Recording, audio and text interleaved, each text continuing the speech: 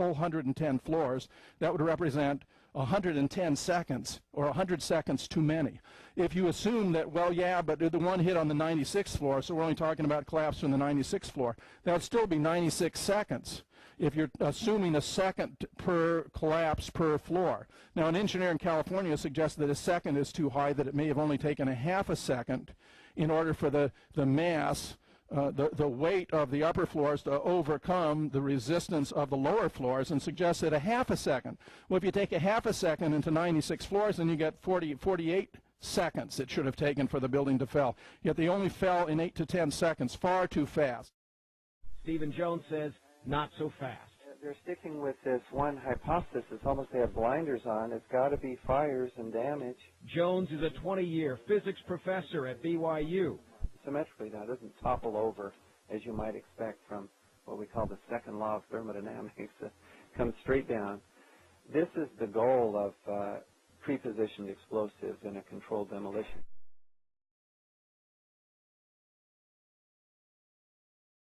Nelle demolizioni controllate, gli esplosivi vanno piazzati con molta cura e dopo lunghi calcoli. Bisogna fare in modo che le cariche piazzate alla base dei piloni centrali, esplodendo un istante prima delle altre, portino con sé il resto della struttura senza danneggiare gli edifici circostanti. Per garantire che questo accada, le esplosioni alla base devono essere molto potenti e di solito generano un calore tale che nel punto in cui erano conficcati i piloni si vengono a formare delle vere e proprie pozze di acciaio fuso, mentre le macerie tutte intorno continuano a ribollire per lungo tempo. Questo invece non dovrebbe accadere nel caso che un edificio crolli per un semplice cedimento strutturale.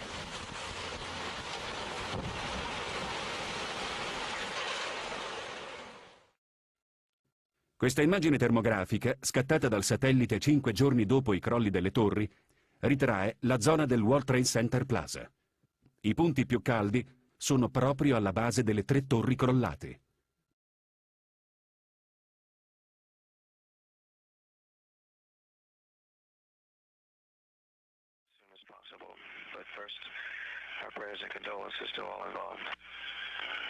Queste immagini di New York sono state riprese dallo shuttle 2 settimane dopo i crolli.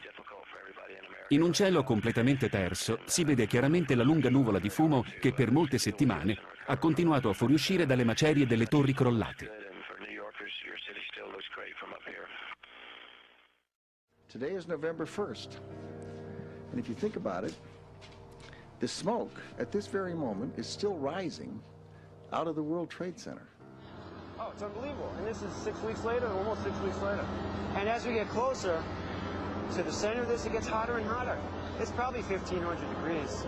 We've had some small windows into what we thought was the core at some point, and it looked like an oven. You know, it was just roaring inside. And it was just a bright, reddish orange color. See that stuff he's pulling out? What was that, Chief? We're gonna hold off on the water. See the stuff he's pulling out? Yeah. It's red hot. If we hit it too much steam, you won't be able to see what he's doing. Great. Come può essere questo il risultato di un semplice crollo passivo?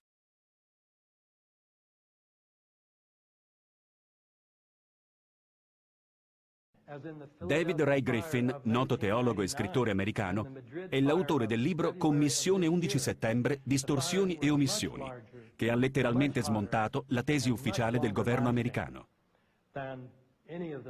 In questa conferenza all'Università del Wisconsin, Griffin elenca i motivi principali per cui ritiene che le torri non possano essere crollate da sole, ma siano invece state demolite con l'uso di esplosivi.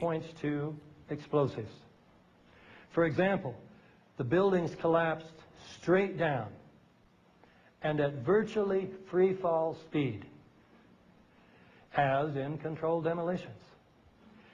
And then the rubble smoldered for months afterwards. With regard to the Twin Towers in particular, many people in the building said that they felt or heard explosions. Virtually all the concrete of these enormous structures was pulverized into very fine dust. Try this. Get a piece of concrete and drop it a little over 1,000 feet and see if it pulverizes into very fine dust. It won't happen.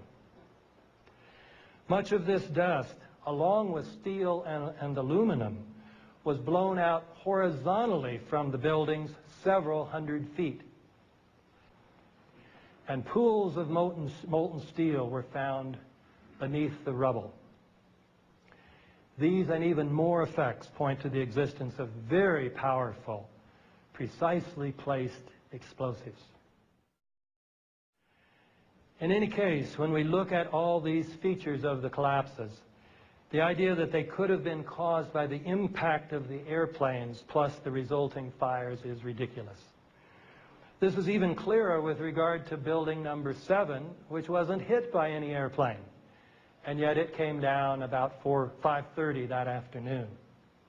Its collapse remains so impossible to explain, except as controlled demolition, that the 9/11 Commission report did not even mention it, as if the collapse of a 47-story building was not worthy of comment.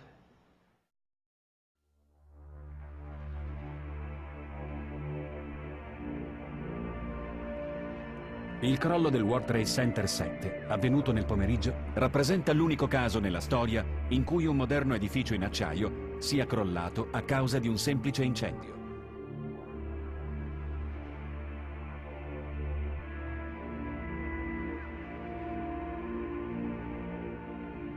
Stupisce ancora di più che ciò sia avvenuto, esattamente come per le torri, con assoluta precisione, in perfetta verticale, e senza apportare nessun danno consistente agli edifici circostanti.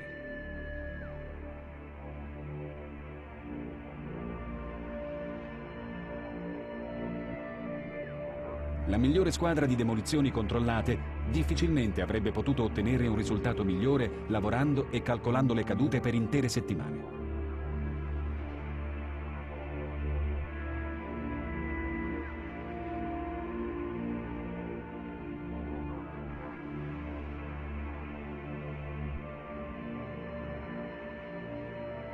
Ma l'ostacolo più grosso di tutti per accettare la tesi dei crolli strutturali è una notevole quantità di testimonianze, poliziotti, pompieri, giornalisti e comuni passanti, che hanno sentito o hanno vissuto in prima persona una lunga serie di esplosioni alla base delle torri qualche secondo prima o durante i crolli stessi.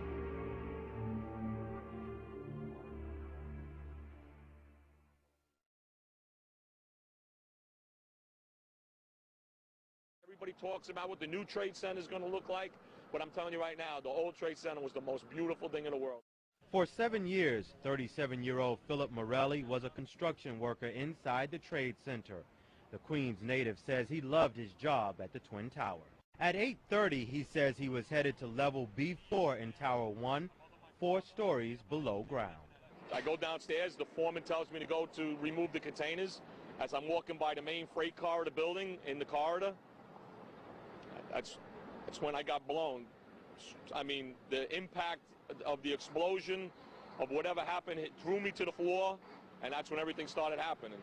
I was racing, I was going towards a bathroom. All of a sudden, I opened the door, I didn't know it was a bathroom, and all of a sudden a big impact happened again, and all the ceiling tile was falling down, the light fixtures were falling, swinging out of the ceiling. I mean, I know of people that got killed in the basement. I know of people that got broken legs in the basement, people that got reconstructive surgery because the walls hit them in the face. There were 2 or 3 similar huge explosions, and the building literally shook. You literally shook at the base of this building. Just prior to that huge explosion that we all heard and felt, we heard a very loud blast and explosion. We looked up, and the building literally began to collapse. And to me, it sounded like an explosion. Then the building, the rolling sound sounded like the building collapsed. At 10:30, I tried to leave the building, but as soon as I got outside, I heard a second explosion and another rumble. Cars on fire, cars just turned by the force of the explosion. We started walking down the stairs. We made it to the 8th floor. Big explosion.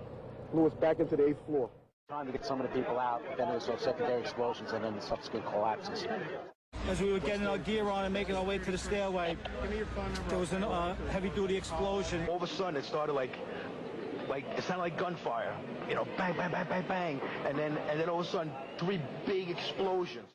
We've heard reports of secondary explosions after the aircraft impacted, whether in fact there wasn't something else at the base of the towers that in